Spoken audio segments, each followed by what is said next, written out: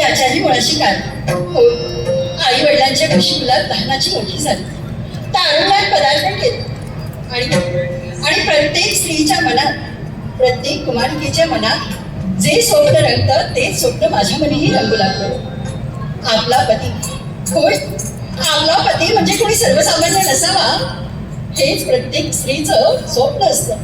आणि तेच स्वप्न उडाशी घेऊन मी माझ्या ध्यानी मनी चिंतनी अगदी जलीस्थळी काष्टी पाषाणी साडीकडे माझ्या श्रीकृष्णांचं स्मरण करत होते. आणि त्याच वेळी होय, अगदी स्वप्न सत्यात उतरावं तसं माझं स्वप्न सत्यात उतरलं. स्वामींचा आणि माझा विवाह झाला. हा विवाह सर्वसामान्य नव्हे. माझी प्रिय जाणून घेतली नाही. माझ्या प्रेमाची परीक्षा पाहिली आणि तदनंतर माझा स्वीकार केला. पण काही का असेना, झालेल्या 6 प्रकाराला मागे सारतो. आणि आज स्वामींचा हाती हात घेऊन मी माझ्या सुखी संसाराची स्वप्न पाहते, स्वप्न रंगवते. आणि हे सारं करत असताना नित्यशाळा येणारे माझे स्वामी आज राहिले तरी कुठं? आठवलं, नक्कीच आपल्या नित्याच्या कर्तव्यात निमग्न असतील आणि म्हणून येण्यासाठी विलंब झालाय खरा. पण काही का असेना, दासी कर्मी निरूप नाही, ते उचित ठरणार नाही. मग काय करावं बरं? हा होय, असंच करा. माझ्या या चंदनाच्या द्वारासमोर त्या सोन्याच्या उंबऱ्यावर स्वामींची मार्ग प्रतीक्षा करा. नाट्यरसिको,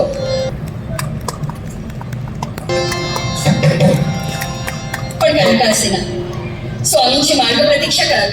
होय, याच्याही मुळाशी कारण त्यांच्या चरणाचे धुलीकण मस्तकी चर्चित केल्याशिवाय मी माझ्या मुखात पाण्याचा थेंब किंवा अन्नाचा कण घेतला नाही.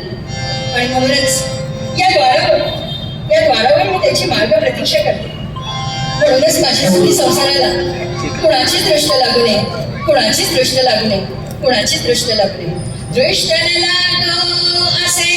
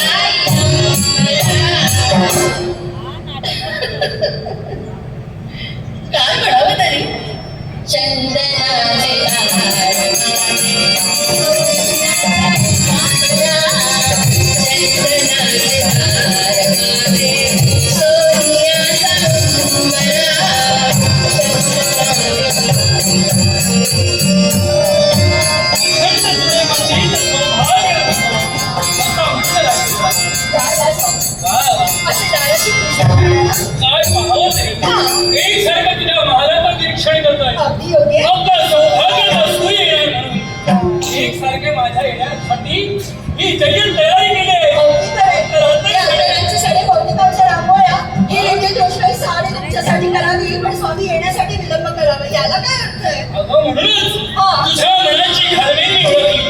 त्याप्रमाणे चालतात पक्षानं पावसाच्या पहिल्या थेंबाची मार्ग प्रतीक्षा करावी. त्याचप्रमाणे आपलं सौभाग्याचं सूर्य कधी आपल्या महारी येईल याच्याकडे नेत्र लावून राहणाऱ्या माझ्या भार्ये तुझी इच्छा परिपूर्ण करण्यासाठी लगबगीनं मंत्रीचा कारभार मी दूर सारिला.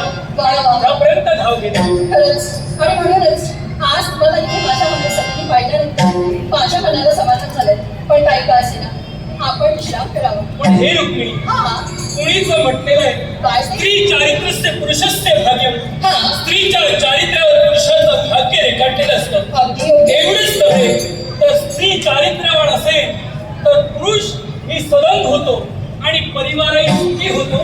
असं खरंय स्वामी. यात शंका नाही.